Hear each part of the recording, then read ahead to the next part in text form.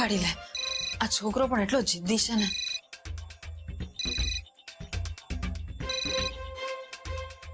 હા બોલ. શું બોલું કોમલ, હું તને ક્યારનો ફોન કરું છું, કેમ કટ કરતી હતી? એ તો મમ્મા સાથે વાત કરતી હતી અને સાથે સાથે કોલેજ જવાની તૈયારી પણ. Okay okay. ને બાય ધ વે કોમલ, તને ઘરમાં કોઈ ત્રાસ તો નથી આપતું ને? કમ ઓન મીર, હું મારા પોતાના ઘરમાં છું, મને કોઈ ત્રાસ શું કામ આપે? તો પછી આટલી બધી ટેન્શનમાં શું કામ દેખાય છે? એકચ્યુઅલી ટેન્શનમાં હું નહીં, ટેન્શનમાં મમ્મા હતી. એને એ વાતનું ટેન્શન હતું કે જો હું મંગળસૂત્ર અને સિથીમાં સિંદૂર સાથે કોલેજ ગઈ તો લોકો સવાલ પૂછશે, એટલે મેં મમ્માને કહ્યું કે હું આ બંને કાઢીને કોલેજ જઈશ. What? Are you out of your mind Komal? આપણા લગ્નને 4 દિવસ નથી થયા અને તું આપણા પ્રેમની નિશાની આ મંગળસૂત્રને સિંદૂર કાઢવાની વાત કરે છે? ઓહ ઓકે કોમલ, હું સમજી ગયો કે તને લોકોને કહેતા શરમ આવશે કે તું મારી વાઈફ છે એટલે તે આ બધું કાઢી નાખ્યું, રાઈટ? આવું બધું શું વિચારે છે મીર? કોમલ, હું ઘરમાંથી બહાર શું નીકળ્યો, તને આ લોકો ફોર્સ કરવા લાગ્યા, ટોર્ચર કરવા લાગ્યા. એવું નથી મીર. એવું જ છે. એટલે કોમલ, તું મંગળસૂત્ર કાઢવાની કે સિંદૂર ભૂસવાનો વિચાર પણ નહીં કરતી. અને હવેથી આ વિડિયો કોલ સતત ચાલુ રહેશે, જેથી હું તારી સાથે સતત રહી શકું. એટલે મને ખબર તો પડે કે તારી સાથે શું શું થઈ રહ્યું છે. અને કોમલ, જો તે આ વિડિયો કોલ કટ કર્યો કે મંગળસૂત્ર કે સિંદૂર કાઢ્યું તો તને ખબર છે ને શું થશે તે?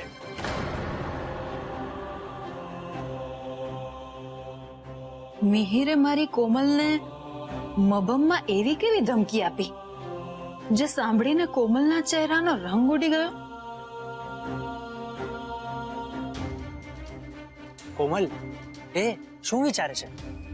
કઈ નહીં, તું પ્લીઝ હવે કઈ ન બોલ. હું આ મંગળસૂત્ર અને સિંદૂર નહીં કાઢું અને કોલ પણ કટ નહીં કરું. હું સતત તારી નજરની સામે જ રહીશ. કોમલ, મને એક વાત નથી સમજાતી કે તું મિહિરથી આટલી બધી ડરે છે શા માટે? શું વાત છે? કોઈ વાત નથી મમ્મા. અને જો મિહિર ઈચ્છે છે કે હું મંગળસૂત્ર પહેરેલું અને સિથીમાં સિંદૂર પૂરેલું રાખું તો મારે કરવું તો પડે ને. એક્ઝેક્ટલી. અને મમ્મીજી, તમે પોતે એક પતિવ્રતા પત્ની થઈને તમારી દીકરીને એવી બનતા રોકો છો. અને આઈ એમ રિયલી સોરી મમ્મીજી, પણ કોમલ હવે માત્ર તમારી દીકરી નથી, મારી પત્ની પણ છે. એટલે વગર કામનું એને વઢવાનો કે ધમકાવવાનો તમને કોઈ હક નથી. એમ તારા કહેવાથી મારી દીકરી તારી પત્ની બની નથી જવાની. અને અમે જ્યારે આ લગ્ન નથી માનતા તો તારે મને સાસુમાં કહેવાની કોઈ જરૂર નથી. અને હેરાન અમે નહીં, તું કરી રહ્યો છે મારી દીકરીને. અને આમ સતત આ વિડીયો કોલ ચાલુ રાખીને મારી કોમલ પર તારી નજર રાખીને તું સાબિત શું કરવા માંગે છે? અને હમણાં જ તે કોમલને કહ્યું ને કે જો એ તારી વાત નહીં માને તો શું? હે, બોલતા બોલતા અટકી કેમ ગયો? એ કે ને મને શું ધમકી આપી તે કોમલને? ઇનફ ઇઝ ઇનફ મમ્મા. તો શું કામ એને ખીજાય છે? મારો હસબન્ડ છે અને હું એની વાઈફ છું. અને એ જો કોલ દ્વારા સતત મારી સાથે વાત કરવા માંગતો હોય એમાં પ્રોબ્લેમ શું છે? મમ્મા પ્લીઝ, તમે લોકો અમારી લાઈફમાં ઇન્ટરફિયર નહીં કરો. જેમ કહેશે હું એમ જ કરીશ. કોમલ, રિલેક્સ. એ ભલે બોલે, આપણા કરતા મોટા છે, આપણે એમનું ઇન્સલ્ટ નહીં કરવાનું હોય. આઈ એમ રિલેક્સ મીર, અને તું પણ ટેન્શન ના લે. જેમ તું ઈચ્છે છે એમ જ થશે. અને મમ્મા પ્લીઝ, તમે લોકો સ્વીકારી લો કે હવે અમારા લગ્ન થઈ ગયા છે અને મિહિર આ ઘરનો જમાઈ છે. આ હકીકતને તમે લોકો ખોટી સાબિત નહીં કરી શકો. હવે આમ મારા માથે શું બેઠી છે? જા અહીંયાથી. માં, તું જઈશ નહીં તો અમે લોકો વાત કઈ રીતે કરી શકશું? પ્લીઝ જા, અમારે એકલામાં વાત કરવી છે.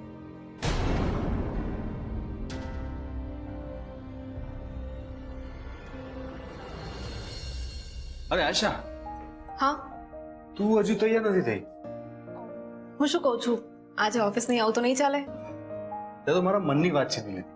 હું પણ એ જ વિચારતો હતો કે તું આજે ઓફિસે ન આવ અને ઘરે રહીને મને કંપની આપ. મને માની વાતની નવાઈ લાગે છે કે આપણે જ્યારે કોમલના મેરેજ એક્સેપ્ટ જ નથી કર્યા તો પછી આ મંગળસૂત્ર સિંદૂર આ બધા વિશે શું કામ વિચારવાનું? તમે ચિંતા નહીં કરો, હું કોમલબહેન અને મમ્મીજી બંનેને સંભાળી લઈશ. Thank you very much for everything. આજે તમે થેન્ક યુ કીધું એ કીધું, હવે ફરી તમે થેન્ક યુ કહીને મારું ઇન્સલ્ટ નહીં કરતા. થેન્ક યુ કહેવામાં ઇન્સલ્ટ? હા, તમે નથી સાંભળ્યું? દોસ્તીમાં no sorry, no thank you. Okay sorry, તો પછી હું મારું થેન્ક યુ પાછું લઉં. અચ્છા, તો તમે થેન્ક યુ કહીને મને સોરી તો કહી જ દીધું. ઓ માય ગોડ, તને બોલવામાં કોઈ ના પહોંચે.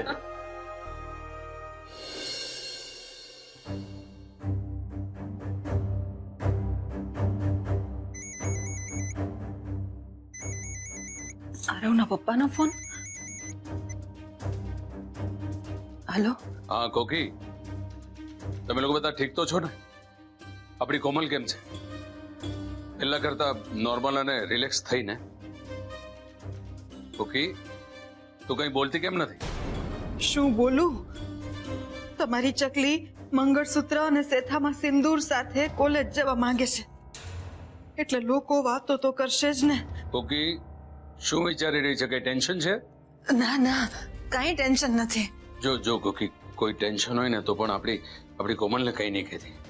કોઈ કારણસર એની પર ગુસ્સો આવી જાય ને તો તું મને ફોન કરે છે, મારી પર ગુસ્સો કાઢી લેજે, પણ આપણી ચકલીને કઈ નહીં કહેતી પ્લીઝ. હું શું કામ તમારા પર કે કોઈના પર પણ ગુસ્સો કરું? તમે અહીંની ચિંતા કરો મને. તમે કહો ત્યાં બધું બરાબર છે ને?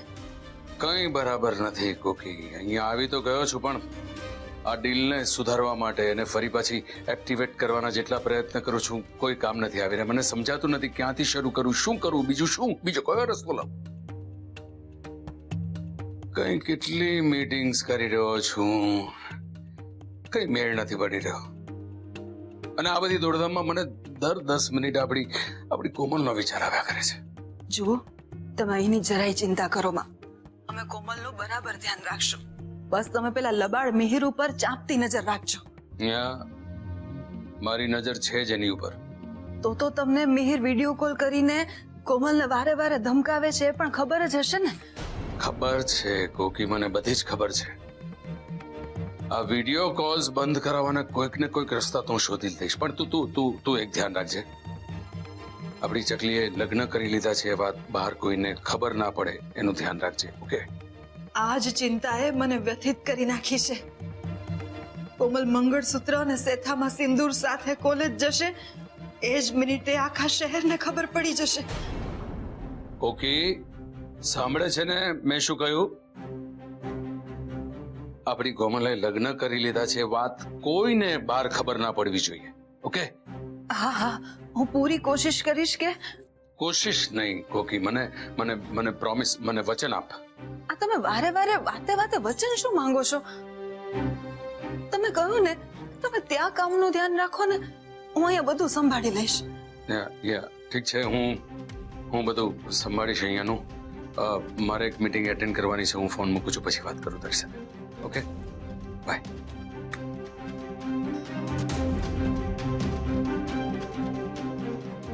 તમે જે વચન માંગ્યું એ હું નિભાવી નહીં શકું, એટલે ના આપ્યું. બસ મને ચિંતા એક જ વાતની છે કે આપણી કોમલની આ જીદ આપણને બદનામીના દરિયામાં ડૂબાડી ના દે. આરવ, ટિફિન ગાડીમાં છે અને સીએ ની ફાઇલનું ફોલોઅપ હું કરી લઈશ. ઓકે? ફાઇન, તું મને પટેલ બ્રધર્સની જે ફાઇલ છે ને એ મેલ કરી દેજે. ઓકે? ઓલરાઈટ.